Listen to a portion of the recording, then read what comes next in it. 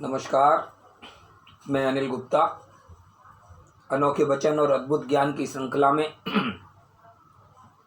आपसे सुशांत आत्महत्या केस पर चर्चा कर रहा हूं। उसी श्रृंखला के तीसरे और आखिरी एपिसोड में आज मैं आपसे फिल्मी दुनिया में एकाधिकार और परिवारवाद पर चर्चा करूंगा। उससे पहले ताज़ा घटनाक्रम पर एक नज़र डालते हैं। एम्स हॉस्पिटल के डॉक्टरों की फॉरेंसिक रिपोर्ट ने यह प्रमाणित कर दिया है कि सुशांत की मौत आत्महत्या ही थी, हत्या नहीं। और अब एक प्रकार से सीबीआई की जांच भी समाप्त हो गई है। अब केवल नारकोटिक्स विभाग का मामला चल रहा है। उसमें भी अदालत से अभिनेत्री रिया चक्रवर्ती को जमानत दे दी है। यह थोड़ी सी दृष्टि ड्रग मामलों पर डाली जाए तो माया नगरी या पूरे देश में नशे का कारोबार कोई नई बात नहीं है। देश या माया नगरी में पार्टी का मतलब ही नशे और शराब से है।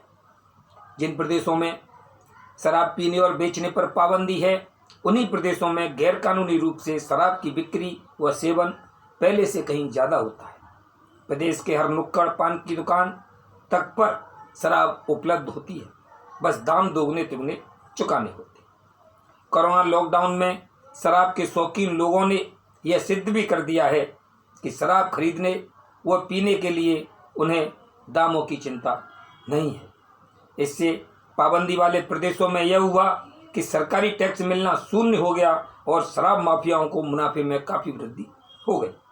वैज्ञानिक रूप से भी यह सिद्ध हो चुका है कि नशे के आदी लोगों को नशा हर हाल में चाहिए ही चाहिए। इसलिए न तो नशे का सेवन करना रोका जा सकता है, और जब तक नशे का सेवन होता रहेगा, नशे का कारोबार भी चलता रहेगा, फलता रहेगा, फूलता रहेगा।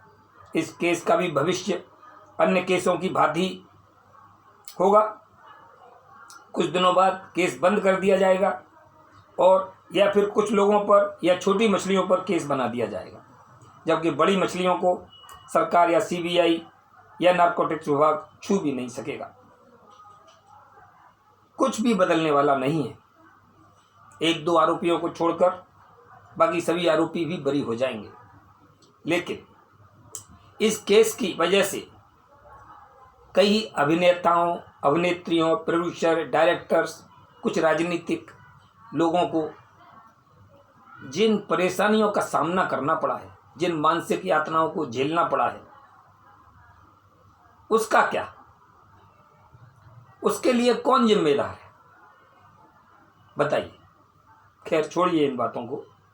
अब फिल्मी दुनिया में एकाधिकार व परिवारवाद पर चर्चा करते हैं, जिसका प्रश्न सुशांत आत्महत्या केस के दौरान मुख्य रूप से फिल्म अभिनेत्री कंगना रनौत ने उठाया। कंगना रनौत ने कहा था कि फिल्म इंडस्ट्रीज में कुछ लोगों, कुछ परिवारों का ही राज है, और जब कोई नवागत फिल्म इंडस्ट्रीज में आता है तो ये दबदबे वाले लोग उसे टिकने नहीं देते और ये इनके प्रकार उसे यहाँ से भागने पर मजबूर कर देते हैं। सुशांत ने आत्महत्या भी ऐसे ही लोगों के दबाव में व मानसिक यातना से तंग आकर की है। इस केस में कंगना रनौत व शिवसेना प्रवक्ता संजय राउत के बीच भी विवाद हुआ। दोनों ओर से अपशब्द भी कहे गए। वैसे कंगना रनौत फिल्म इंडस्ट्रीज में विवादों में बने रहने के लिए व सुर्खियों में बने रहने के लिए कुख्यात है। हो सकता है कि कंगना रनौत सही हो, लेकिन यह फिल्म इंडस्ट्रीज के कुछ लोग ऐसा करते हैं, एकाधिकार व परिवारवाद करते हैं, तो इसमें गलत क्या करते हैं? क्या अकेले फिल्म इंडस्ट्रीज में ही ऐसा होता है? शायद हर क्षेत्र में ऐसा होता है। अपना वजूद बनाए रखने के लिए आज हर ओर, हर क्षेत्र में कंपटीशन के क्षेत्र में उतरना ही पड़ता है।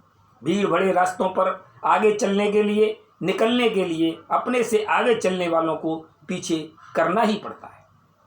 कहते हैं प्यार और जंग में सब जाए। अपने को जहाँ हैं वहाँ बनाए रखने के लिए आदमी अनीति, नीति, धर्म, अधर्म, सच, झूठ, पुण्य, पाप कुछ नहीं देखता है। इतिहास इसका गवाह है कि एक देश के राजा ने दूसरे देश पर कब्जा करने के लिए उस देश के राजा को मारा है। उस देश में लूटपाट की है, दुष्कर्म किए हैं। यहाँ तक कि एक राजा के 4 बेटों ने राजा बनने के लिए अपने ही भाइयों का कत्ल किया है। छोटा बच्चा पैदा होने से लेकर मरने तक हर पल कंपटीशन करता है। स्कूल लाइफ में क्लास में पहले नंबर पर आने पर बच्चे को पीछे धकेलकर ही द्वितीय आने वाला बच्चा प्रथम आ पाता है। कॉलेज की पढ़ाई में विभिन्न कंपटीशनों का सामना करना पड़ता है। कुछ बन जाने के बाद उस क्षेत्र के कंपटीशन का सामना करना पड़ता है। मतलब यह है कि स्वयं आगे बैठने के लिए किसी न किसी को पीछे करना ही पड़ता है। देश में किस क्षेत्र में वह एकाधिकार व परिवारवाद नहीं है। घर परिवार से लेकर देश के प्रधानमंत्री और महामहिम राष्ट्रपति तक एकाधिकार के लिए राजनीति में ग्राम पंचायत सदस्य से लेकर जिला परिषद सदस्य, नगर सेवक, विधायक, सांसद, मंत्री, प्रधानमंत्री, मुख्यमंत्री सभी को अपने से आगे रहने के लिए सभी को अपने स्थान पर रहने के लिए और उनके आगे चलने वाले को पीछे धकेल कर आगे आना ही पड़ता है। हर क्षेत्र में कंपटीशन है। परिवारवाद की बात की जाए तो व्यापारी, उद्योगपति अपने बेटे को अपना कारोबार संभालने वाला बनाना चाहता है। कोई भी व्यक्ति जिसका कारोबार, उद्योग करोड़ों, अरबों, खरबों रुपए का है, वह उस उद्योग को किसी ऐसे कैसे को दे सकता है, किसी को कि जिसका कोई वो उसको जानता नहीं हो। ऐसा हो सकता है क्या? वो अपने बच्चे को अपने कारोबार में रखना चाहता है। अधिकारी अपने बेटे को अधिकारी बनाना चाहता है। राजनीतिज्ञ अपने बेटे को राजनीतिक बनाना चाहता है। तो फिर फिल्मी दुनिया से जुड़े लोग अपने बेटों व परिवार के सदस्यों को फिल्मी दुनिया में लाना चाहते हैं, तो इसमें गलत क्या है?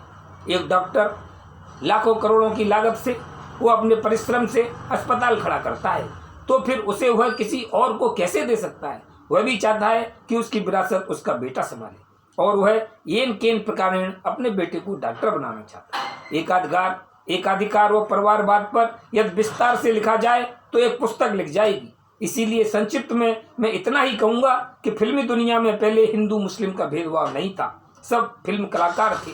अब ये भेद क्यों?